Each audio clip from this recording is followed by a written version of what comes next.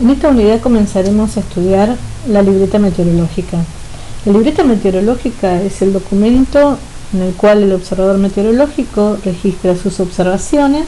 Es un cuadernillo que está compuesto por su tapa, donde trae el nombre de la estación, toda la identificación que compete a la estación.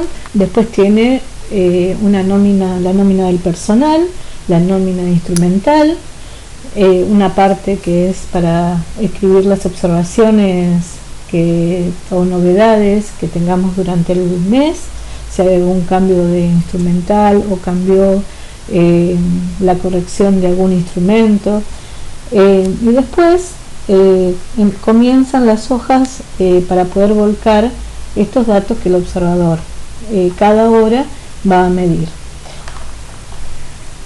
Vamos a ir recorriendo la libreta meteorológica, comenzando por la primera columna, que es el día.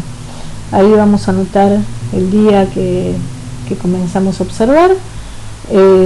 La segunda columna se refiere a la hora. En la hora van a ver que tienen tres columnas según el meridiano que están trabajando, según el uso horario. Entonces nosotros estamos trabajando ahora en el uso horario meridiano 45, que sería la columna 2. Para esto nosotros lo que tenemos que hacer es hacer una línea en la columna 1 y la columna 3, tachando esa columna para que quede solamente a la vista la columna 2. Luego tenemos el bloque, que sería de presión atmosférica. La presión atmosférica está entre la columna 4 y la columna 8. La columna 4 es la lectura del termómetro adjunto, donde lo tenemos que leer cuando comenzamos la observación de la presión. Esto no ocurre obviamente en los digitales. La columna 5 es la lectura que nosotros hacemos directamente del barómetro. La columna 6 sería la lectura que hicimos del barómetro con las correcciones por instrumental, por temperatura y por gravedad aplicadas, con su regla de redondeo correspondiente. La columna 7 sería la lectura del barógrafo. Luego está la tendencia bárica y su valor. La tendencia bárica ya lo vimos también en las unidades anteriores, cómo podemos calcular esa tendencia.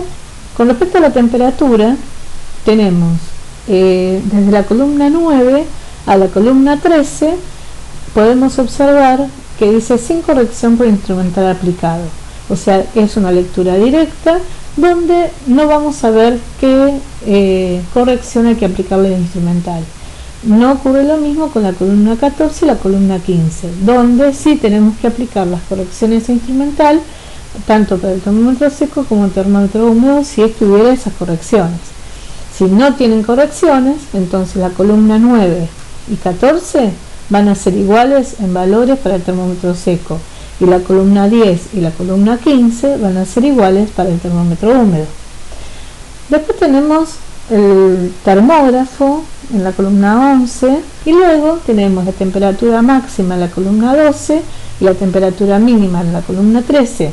Y por último, en esta primer parte de lo que vamos a ver en la libreta meteorológica, es la humedad relativa. La humedad relativa tiene ese parámetro tiene tres columnas, que son la tensión del vapor, la columna 16, la humedad relativa, la columna 17, y la temperatura de punto de rocío, la columna 18. De esta forma estamos haciendo un recorrido por la primera parte de la hoja de libreta para poder complementar lo que venimos viendo en las unidades anteriores.